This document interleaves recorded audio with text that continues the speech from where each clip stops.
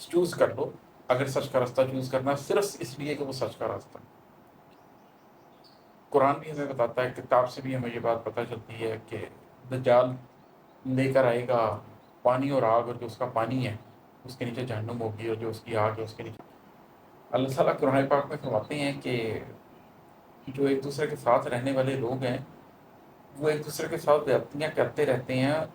مگر نہیں کرتے ایسا وہ لوگ جو اللہ کے مقربین میں سے ہیں، اور نہیں حاصل ہوتی یہ خوبی مگر سوائے ان لوگوں کو جو بہت صبر کرنے والے ہیں۔ بسم اللہ الرحمن الرحیم۔ کیمیا گھر کے مختلف نظموں اور غزلوں کے اوپر ڈسکشن جاری ہے، تو ایک اور غزل کو ڈسکس کرتے ہیں۔ اس کا مطلب ہے کہ سچ کڑوا تھا جان لیا تھا، جھوٹ سے گہری نفرت تھی۔ سچ کڑوا تھا جان لیا تھا، جھوٹ سے گہری نفرت تھی، دو راہے پر کھڑا ہوا تھا چلتے رہنا عادت تھی۔ زندگی میں کبھی ایسا مقام آتا ہے کہ آپ یہ جان لیتے ہیں کہ سچ کتنا کڑوا ہے، سچ کو نگلنا کتنا مشکل ہے، سچ کو کہنا کتنا مشکل ہے، سچ کے لیے کھڑے ہونا کتنا مشکل ہے، اور آپ کی ٹانگیں کانپتی ہیں ایک دفعہ، آپ کا دل لرزتا ہے ایک دفعہ، اس لیے کہ آپ کو سچ کی قیمت نظر آ رہی ہوتی ہے، آپ کو اس کی معاشی قیمت نظر آ رہی ہوتی ہے، اس کی سماجی قیمت نظر آ رہی ہوتی ہے، آپ کو یہ نظر آ رہا ہوتا ہے کہ آپ کی ذات کو کس کس دکھ سے گزرنا پڑے گا اس سچ کو سہنے کے لیے۔ دوسری طرف یہ ہوتا ہے کہ جھوٹ سے گہری نفرت ہوتی ہے، آپ کو پتہ ہوتا ہے کہ یہ جھوٹ کا راستہ، یہ بے معنی راستہ، آپ کو معلوم ہوتا ہے کہ یہ ناحق کا راستہ ہے، یہ غلط راستہ ہے، اس نفرت کی وجہ سے آپ اس جھوٹ کے راستے پر بھی نہیں چل پا رہے ہوتے ہیں۔ ایسے میں کیا ہوتا ہے، آپ ایک دوراہے پہ آ جاتے ہیں، ایک طرف سچ ہوتا ہے لیکن اس کی ایک قیمت ہوتی ہے،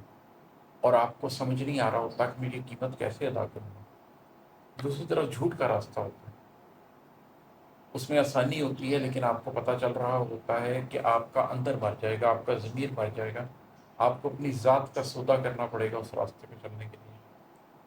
آپ اس دوراہے پہ آ کے رک جاتے ہیں، آپ آگے نہیں چل سکتے، اس لیے جب آپ نے آگے انتخاب کرنا ہے، پیچھے تو ایک راستہ تھا، آگے دوراہا ہے، اس دوراہے میں سے آپ نے ایک راستے کو چننا ہے، یا آپ نے اس کڑوے سچ کو ایکسیپٹ کرنا ہے، یا آپ نے اس جھوٹ کو ایکسیپٹ کرنا ہے۔ وہ جیسے میٹرکس مووی میں نیو کو دیا جاتی ہیں دو پلس کے، ان میں سے کوئی ایک پل لے لو، وہ پل لینے لگتا ہے تو اس سے کہا جاتا ہے کہ ایک minute, remember all I am offering you is the truth and nothing but the truth, کہ سچ کے راستے پہ تمہیں صرف سچ کا ہی وعدہ کیا جا رہا ہے، اور کوئی وعدہ نہیں کیا جا رہا، وہاں کوئی عیش نہیں ملے گی تمہیں۔ چوز کر لو اگر سچ کا راستہ چوز کرنا صرف اس لیے کہ وہ سچ کا راستہ ہے۔ قرآن بھی ہمیں بتاتا ہے، کتاب سے بھی ہمیں یہ بات پتہ چلتی ہے کہ دجال لے کر آئے گا پانی اور آگ، اور جو اس کا پانی ہے اس کے نیچے جہنم ہوگی، اور جو اس کی آگ ہے اس کے نیچے جنت ہوگی۔ تو یہ ایک فیصلہ کرنے کی ایک گھڑی ہوتی ہے، ایک دوراہا ہوتا ہے جس پر آ کر آپ پھنس جاتے ہیں، اور آخری المیہ یہ ہے کہ چلتے رہنا عادت تھی۔ مطلب یہ میں اب اپنے آپ سے بات کر رہا ہوں کہ میں زندگی میں ایک ایسے موقع پہ آیا جہاں پر سچ کڑوا تھا جان لیا تھا، جھوٹ سے گہری نفرت تھی، دوراہے پر کھڑا ہوا تھا، چلتے رہنا عادت تھی۔ اب میں اس دوراہے پہ کھڑا بھی نہیں رہ سکتا، اس لیے کہ پوری زندگی کوئی کام کیا، پوری زندگی محنت کی ہے، پوری زندگی کاوش کی ہے، پوری زندگی چلے ہیں۔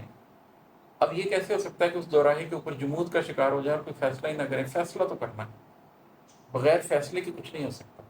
یہ نہیں ہو سکتا کہ آپ گرے ایریا میں کھڑے رہیں، ختم ہو گیا وہ وقت۔ کوئی نہ کوئی مومنٹ لائف میں ایسی آتی ہے جب گرے ایریا نہیں رہ جاتا، بلیک اینڈ وائٹ رہ جاتا ہے۔ اور آخر الزمان کے بارے میں تو یہ بڑی واضح بات کر دی گئی ہے کہ یا حق کا خیمہ ہوگا یا باطل کا خیمہ ہوگا، درمیان میں کچھ بھی ہے جو وہ ختم ہو جائے گا، آپ گرے ایریا میں زندہ نہیں رہ سکیں گے۔ تو میری زندگی میں بھی ایک ایسا موقع آیا تھا کہ جب میں نے جان لیا تھا کہ سچ کڑوا ہے، جب میں نے جان لیا تھا کہ مجھے جھوٹ سے نفرت ہے،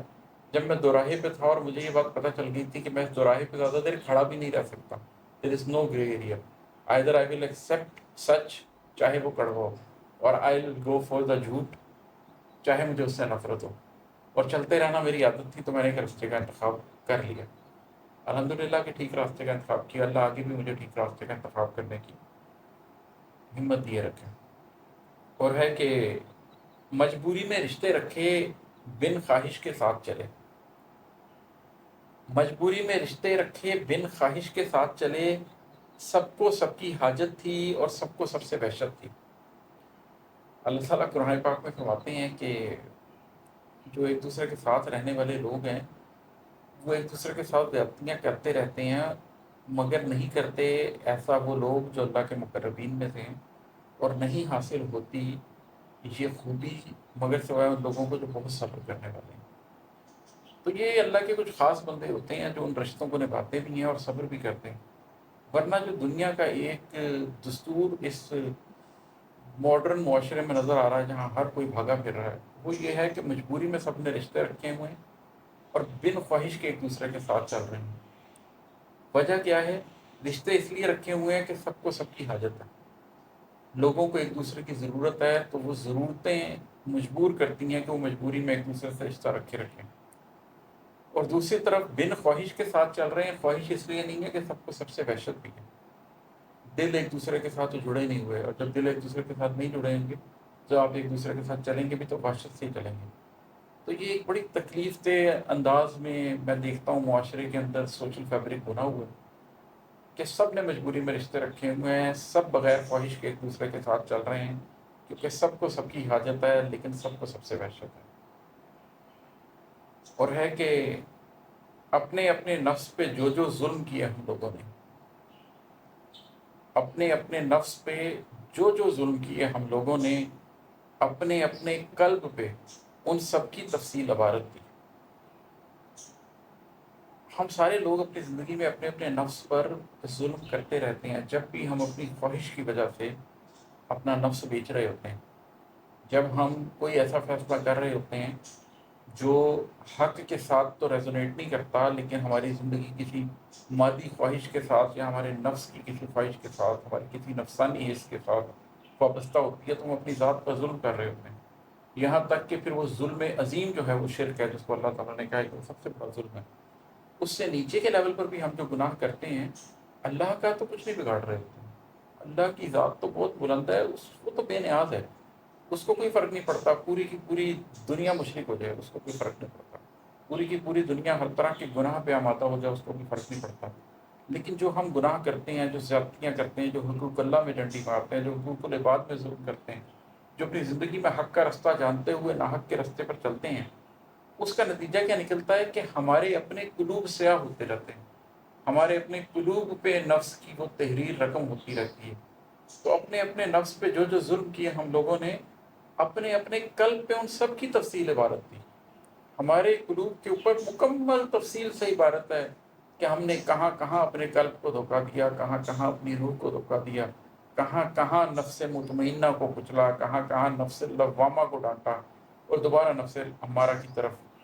مڑ گئے، دوبارہ نفس کی خواہشوں کی طرف مڑ گئے، دوبارہ اپنی ذات پر ظلم کرتے چلے گئے۔ یہ آپ کو جو معاشرے میں بڑے بڑے نام نظر آتے ہیں، جن کے بارے میں آپ کو پتہ ہے کہ کسی نے سیاسی طور پر، کسی نے معاشی طور پر کرپشن سے، ظلم سے اپنا نام، اپنا عہدہ، اپنا پیسہ بنایا ہے، انہوں نے آپ سے اور میرے سے اتنی زیادتی نہیں کی ہوتی جتنی زیادتی اپنی ذات کے ساتھ کی ہوتی ہے۔ جب قبر میں جائیں گے تو ہمیں احساس ہوگا کہ ہم نے اپنے اپنے نفس کے اوپر جو جو ظلم کیے ہیں، اس کے نتیجے میں اپنے اپنے قلب کی کیا کیا تحریک کھوئی ہے، اور روشنی جو ہمارے قلب میں اتر سکتی تھی، جب ہمیں اس روشنی کی سب سے زیادہ ضرورت ہوگی، جب قیامت کے دن مومنین بھاگ رہے ہوں گے اور ان کے آگے آگے اور ان کے دائیں دائیں ان کا نور توڑتا ہوگا، اور وہ اللہ سے دعا کر رہے ہوں گے کہ اللہ ہمارے لیے اپنے نور کی تکمیل کر دے، اس وقت کچھ ایسے بھی لوگ ہوں گے جن کا نور کبھی جلتا ہوگا، کبھی بجھتا ہوگا، 4 قدم چلتے ہوں گے، 2 قدم کے لیے رک جاتے ہوں گے، اور کچھ ایسے بھی لوگ ہوں گے جن کے پاس نور ہی نہیں ہوگا، اور ان کو پیچھے دھکیل دیا جائے گا، اور اہل نور اور ان کے درمیان ایک دیوار کھینچ دی جائے گی، وہ چیخ چیخ کر کہیں گے کہ کیا ہم تمہارے ساتھ نہیں تھے؟ اور اسے کہا جائے گا کہ ہاں تم تھے تو ہمارے ساتھ ہی، لیکن تمہیں دنیاوی خواہشات نے بھٹکا دیا اور تم اس راستے کے اوپر چلتے رہے۔ کہ میں جو پچھلے 5 7 8 10 فکرے بولے ہیں، سب قرآن کی آیات کا ترجمہ میں آپ کو سنا رہا ہوں۔ تو ہم نے اپنے نفوس پر جو ظلم کیے ہیں وہ ہمارے اپنے قلوب پر عبارت ہیں، کسی کا ہم نے کیا بگاڑا ہے؟ سب سے زیادہ اپنی ذات کا بگاڑا ہے۔ اور ہے کہ آنکھ چھلکنا بھی چاہے تو دل قائم رکھتا تھا اسے، آنکھ چھلکنا بھی چاہے تو دل قائم رکھتا تھا اسے، جگ ہنستا تھا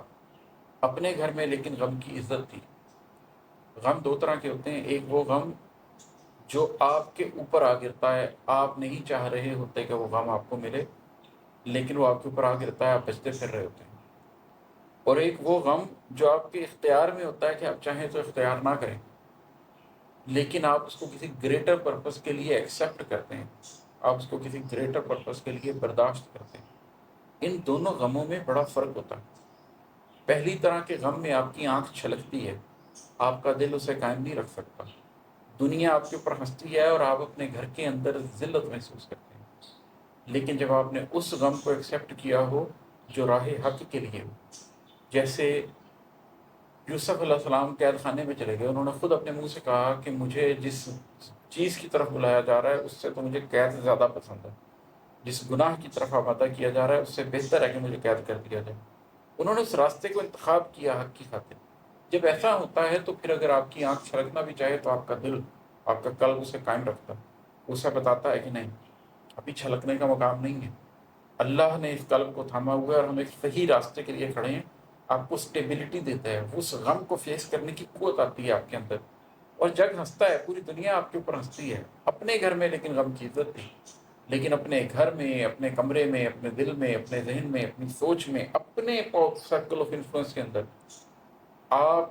مکمل طور پر اس غم کی عزت کر رہے ہوتے ہیں، غم کی اس تحریک کی عظمت کو، اس کی حرمت کو آپ سمجھ رہے ہوتے ہیں۔ جو شخص وہ غم پالے، وہ غم ہستی کو سمجھ لے، وہ زندگی کے مقصد کو سمجھ لے اور اس غم کو خود امبریس کرے اور اس غم کو ایک تحریک کے طور پر استعمال کرے کہ وہ اس کو جلا بخشے اور وہ کسی بڑے گریٹر کاز کے لیے اس غم کی انرجی کو استعمال کر لے، وہ تو بہت اونچا آدمی بن جاتا ہے۔ تو آنکھ چھلکنا بھی چاہے تو دل قائم رکھتا تھا اسے، جگ ہنستا تھا اپنے گھر میں لیکن غم کی عزت تھی، اور ہے کہ استکبار کی دیواروں پر عجز کی چھت ڈلواتا تھا، استکبار کی دیواروں پر عجز کی چھت ڈلواتا تھا۔